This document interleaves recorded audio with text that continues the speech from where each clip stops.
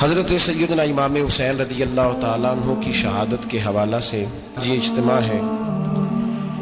امت مسلمہ کچھ آزمائشوں کا شکار ہے، کچھ ہمارے ذہن اس طرح کے ہو گئے، عام آدمی سے لے کر بڑے آدمی تک کہ کوئی بات بڑی جلدی ہمارا ذہن قبول ہی نہیں کرتا۔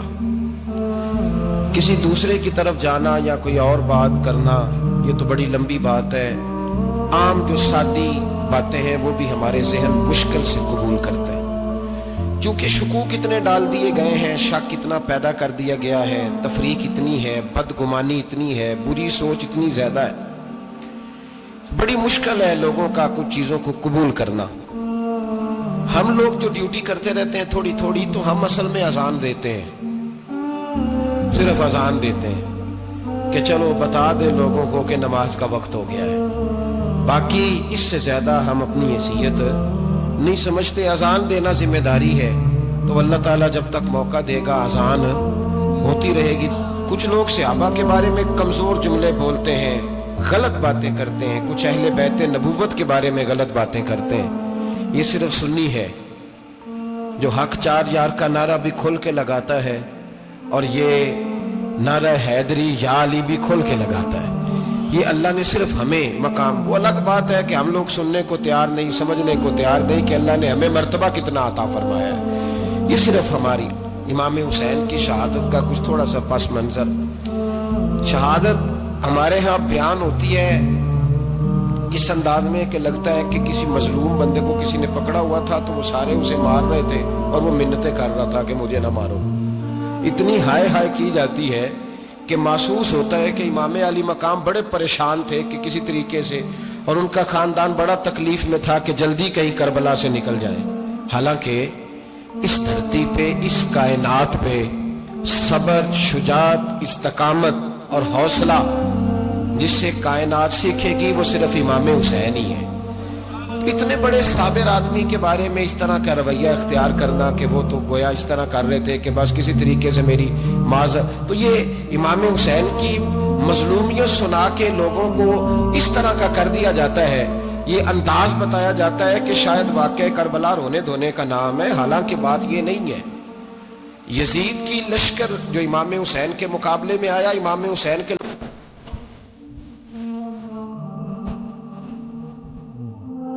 اور بہادر ہے، دلیر ہے، وہ جو ہوتے ہیں نا خوش آمدی ٹولہ، ہمارے ملک میں جو اچھی خوشامد کرے اسے اچھی وزارت ملتی ہے، اچھی وزارت اسے دیتے ہیں، جو ذرا صحیح بدتمیز بھی ہو اور صحیح وکالت کرنے والا اسے وزارت صحیح دیتے ہیں۔ تو حضرت امیر معاویہ کے گرد بھی کچھ ایسے لوگ تھے، انہوں نے آپ سے کہا کہ یزید کو نامزد کر دیں، تو آپ نے یزید کو بلایا، حوالہ مجھ سے دیکھ لیجئے گا، بلا کے فرمایا کہ 3 بندوں کے سامنے اپنی خلافت پیش کرنا، اگر وہ تجھے مان جائیں تو امیر بن جانا، نہ مانے تو چپ کر کے گھر بیٹھ جانا۔ وہ 3 بندے کون ہیں؟ جناب عبداللہ ابن عباس، حضرت عبداللہ بن زبیر اور امام حسین رضی اللہ تعالیٰ عنہ۔ یہ وصیت فرمائی جناب امیر معاویہ۔ ہوا یہ کہ یزید جب امیر بنا نا،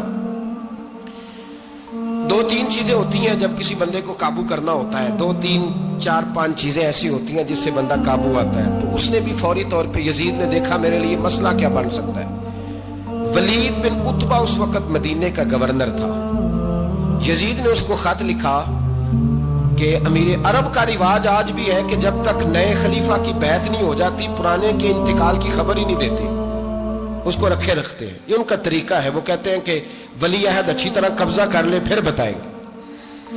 حضرت امیر معاویہ کا وصال ہو گیا، بتایا نہیں۔ یزید نے اب کیا کیا، کیونکہ بڑا چلاک آدمی تھا، بڑا شاطر تھا، بڑا تیز تھا، بڑا عجیب اس کا مزاج تھا۔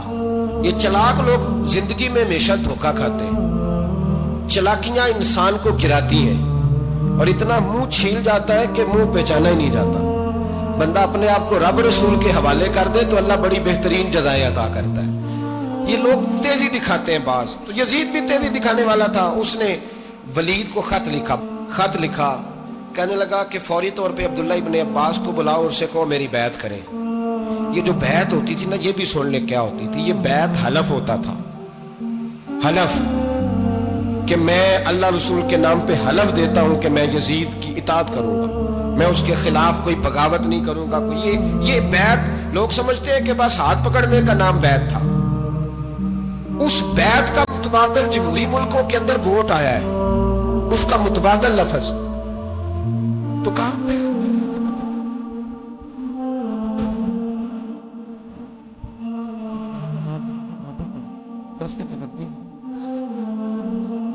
ਹੁਣ ਅੱਲਾ ਖੈਰ ਕਰੇ, ਜਿਹੜਾ ਨਮਾਜ਼ ਪੜਾਏ ਹੋ ਮੌਲਵੀ, ਜਿਹੜਾ ਟੱਲ ਪਾਏ ਹੋ ਪੀਰ, ਜਿਹੜਾ ਮਹੀਨਾ ਨਾ ਨਹਾਏ ਛੋਟਾ ਪੀਰ, ਤੇ ਜਿਹੜਾ 6 ਮਹੀਨੇ ਨਾ ਨਹਾਏ ਹੋ ਵੱਡਾ ਪੀਰ, कहते बाबा पहुंचे हैं, कड़े छड़े जो पहन लिए।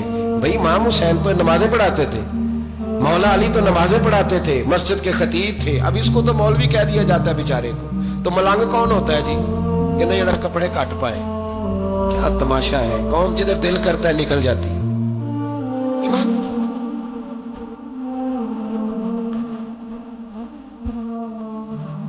ठीक है,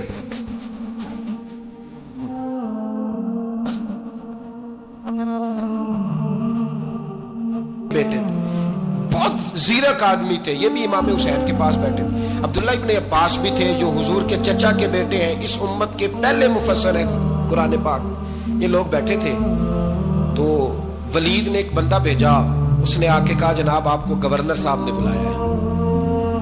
तो अब्दुल्ला बिन जुबैर कहने लगे हुसैन इस वक्त बुलाने की बात समझ में नहीं आई। तो इमाम हुसैन बड़े बसीरत वाले थे, अल्लाह ने बसीरत दी थी। कहने लगे अब्दुल्ला आपको समझ नहीं आई, मुझे समझ आ गई है, अमीर माविया विसाल कर गए, और ये हमें जो बुलाया गया है ना, ये यजीद की बैत के लिए बुलाया गया है। तो कहा फिर आप आधी रात को ना जाएं, आपके लिए खतरा होगा। तो इमाम हुसैन फरमाने लगे खतरा हुसैन को नहीं होता,